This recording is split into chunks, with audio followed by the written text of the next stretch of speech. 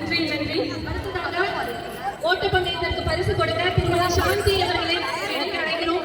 இவங்கெல்லாம் senior citizens. 2 team ரெண்டு பேர் வந்திருந்தாங்க. அவங்க கையால ஆரம்பிச்சுட்டு நாங்களாம் ப்ராடக்ட் கொடுக்குறோம். திருமதி சாந்தி அவர்களை வரவேற்கிறோம். பரிசு சர்வேஷ். முதலாவது பரிசு சர்வேஷ்.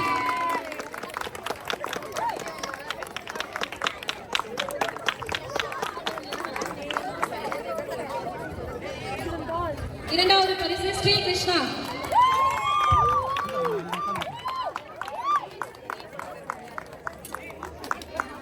மூன்றாவது பரிசு